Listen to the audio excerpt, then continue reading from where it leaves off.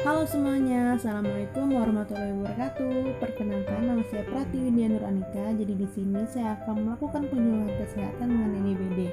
Selamat menyaksikan. Oke, jadi selamat siang Ibu. Selamat siang. Oke, perkenalkan saya Pratiwindia Nur Anika, mahasiswi keperawatan dari Universitas Mula Warman ya Ibu. Pertama-tama, saya boleh tahu nama Ibu siapa? Ibu Nurul. Oh, Ibu Nurul ya. Ya. Oke, jadi hari ini saya akan melakukan penyuluhan kesehatan mengenai DBD dengan sekitar 30 menit ya Ibu. Apakah Ibu bersedia? Ya, bersama. Alhamdulillah. Jadi, pertama saya mau tahu nih, menurut Ibu DBD itu seperti apa ya Bu? Demam yang karena nyamuk gitu ya? Oh iya. Nah, di sini saya akan jelaskan nih Ibu. Jadi DBD itu merupakan demam berdarah dengue ya Ibu. Nah, terjadinya penyakit demam berdarah dengue ini disebabkan oleh virus dengue yang menyerang sel-sel darah. Virus ini ditularkan oleh nyamuk Aedes aegypti dan Aedes albopictus. Aedes aegypti yang hidup dan tinggal di daerah beriklim tropis dan bersuhu lembab. Jadi DBD ini sering terjadi pada negara-negara beriklim tropis yang mempunyai dua musim, yaitu kemarau dan hujan. Salah satunya Indonesia. Oh iya, seperti ya. Nah, sebelumnya saya mau tanya ke Ibu ya, Ibu punya nggak anak atau keponakan atau keluarga yang pernah terkena DBD Bu? Gak ada. Alhamdulillah ya Bu, nggak pernah kena DBD. Nah, di sini ada tanda dan gejala demam berdarah. Yang pertama, demam tinggi di atas 39 derajat, kemudian sakit kepala hebat, kemudian nyeri otot dan sendi di belakang mata, kemudian muntah dan mata kemerahan. Jadi saya minta tolong sama Ibu, kalau Ibu menemukan orang dengan tanda dan gejala seperti ini, saya minta tolong sama Ibu untuk segera dibawa ke rumah sakit untuk meminimalisir komplikasi pada DBD ini. Jadi komplikasi itu merupakan kelanjutan. Kalau ini kan tanda dan gejala DBD ya. Kalau komplikasi itu kelanjutannya itu kalau nggak diobati, dia pasti akan terjadi perdarahan hebat, kesulitan pernafasan, kemudian muntah darah, bahkan kematian, Bu. Nah, kemudian Ibu masih ingat nggak jenis nyamuk yang menjadi perantara antara virus dengue dan manusia, Ibu? Aedes apa tadi saya lupa? Ya, Aedes aegypti ya Ibu. Iya. Nah, ini adalah ciri-ciri nyamuk Aedes aegypti ya Ibu. Yang pertama, dia berwarna hitam dan belang-belang hitam putih pada seluruh tubuhnya. Kemudian berkembang biak di tempat penampungan air. Terus nyamuk Aedes aegypti ini tidak dapat berkembang biak di selokan atau kolam. Kemudian biasanya menggigit pada pagi hari jam 8 sampai jam 11 pagi dan sore pada jam 3 sampai jam 5 sore. Oh iya. Ya, Ibu.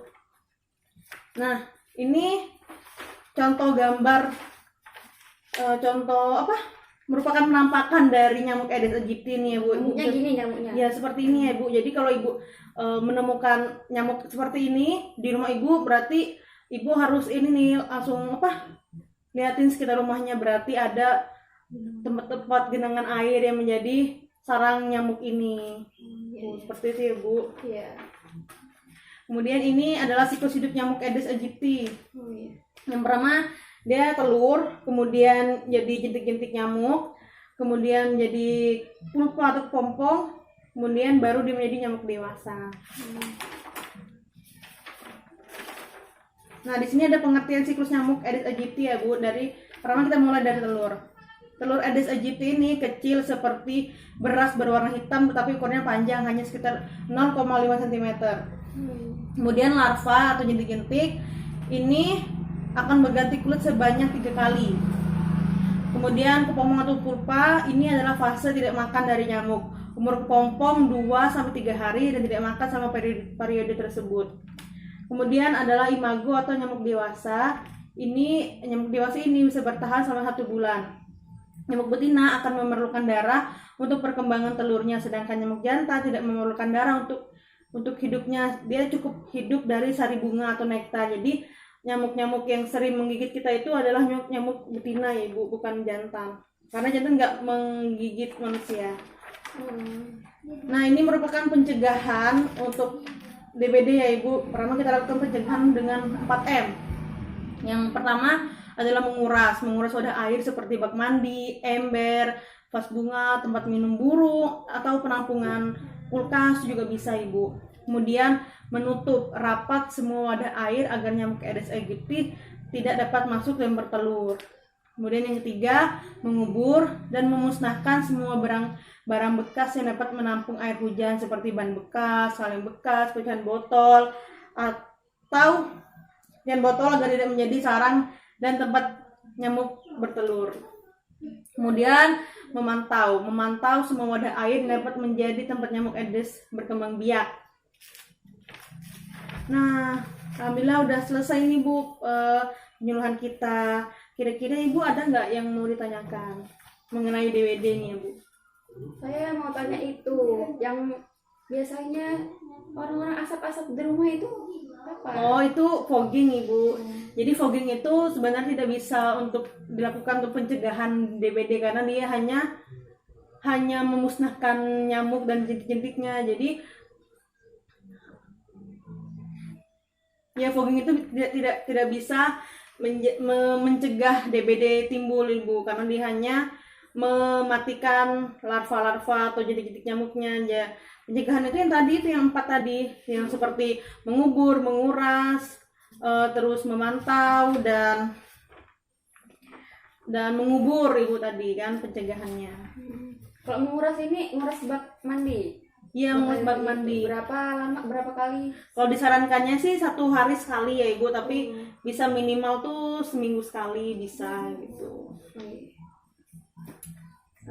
Apakah ada lagi Bu yang ditanyakan? Apakah tadi sudah terjawab pertanyaannya? Sudah. Alhamdulillah ya Bu. Oke, jadi sudah selesai nih ya Bu. Saya terima kasih pada Ibu karena sudah meluangkan waktu untuk mendengarkan penyuluhan saya Ibu. Oke, jadi karena sudah selesai Ibu. Nah, ini saya akan memberikan Ibu leaflet DBD untuk bisa dibaca di rumah. Oke, jadi terima kasih banyak Ibu sudah meluangkan waktunya untuk mendengarkan penyuluhan saya ya Ibu. Kalau begitu saya pamit undur diri ya Bu. Assalamualaikum warahmatullahi wabarakatuh. Terima kasih Ibu. Sama. Ya.